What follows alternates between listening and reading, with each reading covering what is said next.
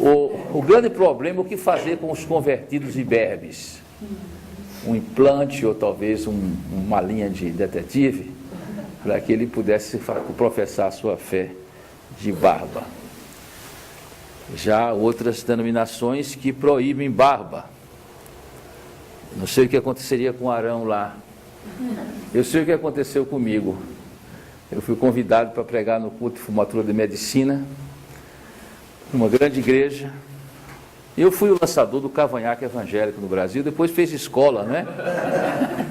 Eu usei cavanhaque 13 anos e bigode 20, aí quando eles começaram a ficar policrômicos, eu tirei, mas eu lancei, o meu tipo de cavanhaque fez escola, né? Você pode olhar a foto de muita gente que aderiu à ordem dos cavanhaqueiros evangélicos. Aí eu fui convidado para pregar nessa igreja, muito bem acolhido, com a condição de que eu raspasse o cavanhaque, né? E eu disse, olha, se for para ganhar um alma para Jesus, eu raspo até a cabeça, fico com cara de Dalai Lama. Mas para alimentar o legalismo dos amados irmãos, digo ao povo que não faço. E aí, o culto teve que ser mudado para outra igreja, e veio o conjunto coral de lá, e eu preguei com o cavanhaque e tudo. Então, a figura de Arão chama a atenção do sacerdócio.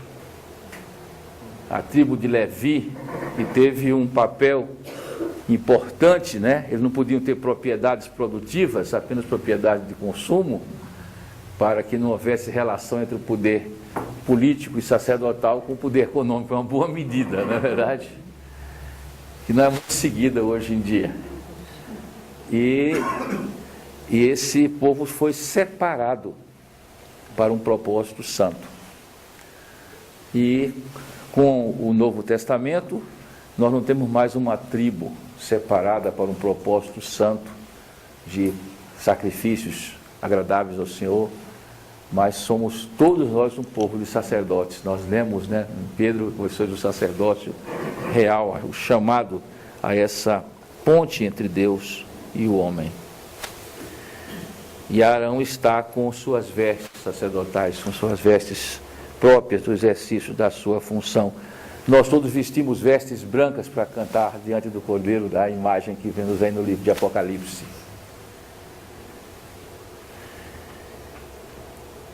E há uma figura que vem associada também ao sacerdócio, no verso 2, é exatamente o óleo. O óleo, ele tem uma íntima relação simbólica com o Espírito Santo. O óleo, ele era um elemento material, né? Para usar a definição dos sacramentos, um elemento material que infunde uma graça espiritual, assim como a água do batismo, né? Ou o vinho e o pão na ceia. Então, o óleo ungia os reis, os sacerdotes.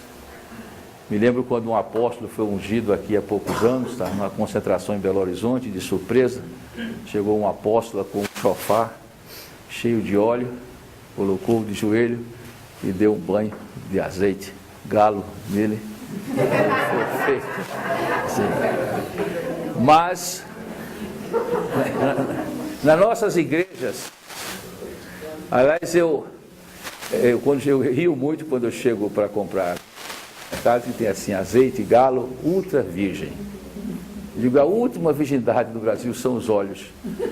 Então, ainda mais ultra, significa que existe alguma categoria aquém do ultra, uma virgindade light.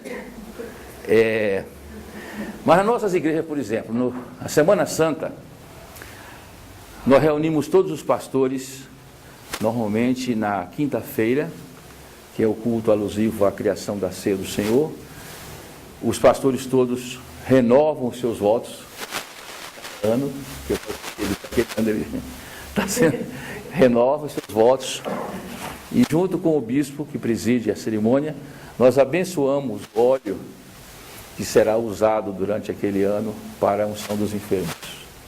E em seguida que todos os pastores saem levando o seu frasquinho de óleo, e nós cremos que é um princípio muito antigo da igreja, que ao se orar pelos enfermos, unja com óleo, no sentido de que o óleo tem sido historicamente um canal sacramental do Espírito Santo, do qual nós dependemos. O Orvalho de Hermon se refere a um espaço geográfico da Terra Santa, da Terra da Revelação, e de certa maneira, para nós hoje, nos levaria à percepção ecológica de que toda a Terra é santa, toda a Terra é parte do lar comum da humanidade, e em toda a Terra pode-se dar teofanias, que são aparições de Deus, lugar onde Deus fala.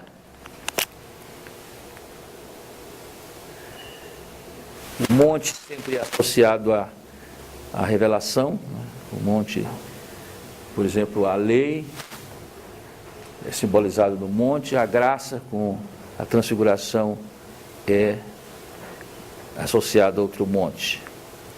Porque nesses lugares que são sagrados, no sentido de que nós os sacralizamos por separarmos aquele lugar para servir a Deus e para anunciar a sua palavra, Deus ordena bênção.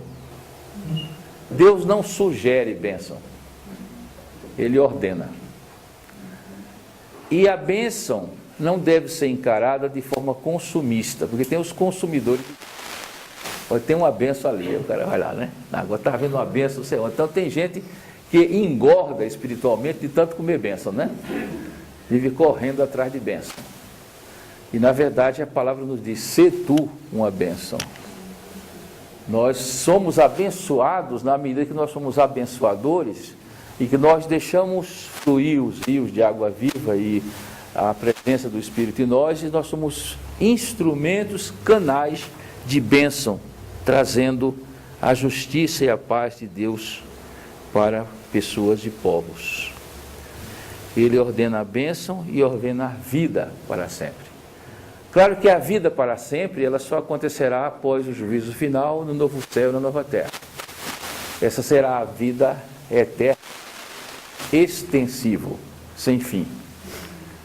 Mas nós temos uma vida eterna no sentido intensivo, sem limites, aprofundante, que já começa agora. Nós não vamos começar a ter vida eterna depois que nós morrermos. O irmão falou quando desapareceu, alguma coisa assim, foi? E eu me lembro do Dr. Roberto Marinho, que sempre falava de sua morte assim: se um dia eu vos faltar, era a expressão que ele usava, né? Se um dia eu vos faltar. Então, não, nós, ao recebermos a vida em Cristo, nós já recebemos a vida para sempre, não somente na promessa da sua extensão, mas na realidade, nas possibilidades da sua intensidade.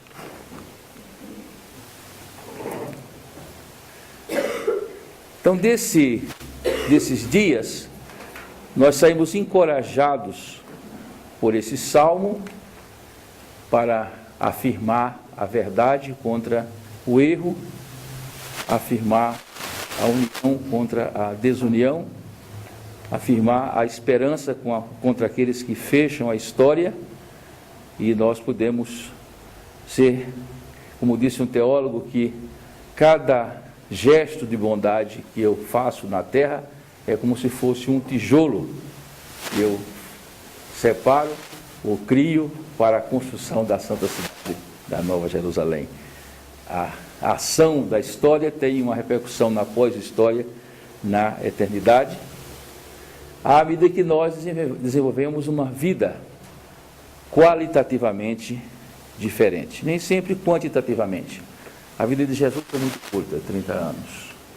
O seu ministério foi muito curto, 3 anos.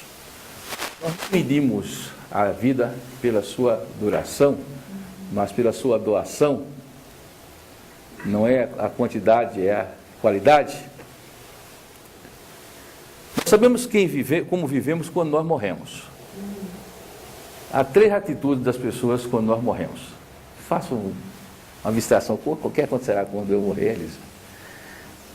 Há aquelas pessoas que foram tão más, militantes do Código Penal, e quando elas morrem, a terra se rejubila e se alegra porque a Terra ficou melhor.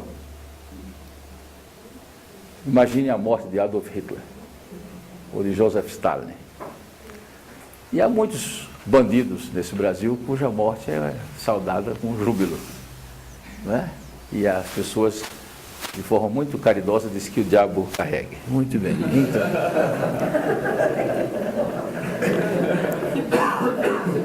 a outra deveria ser a vida do cristão.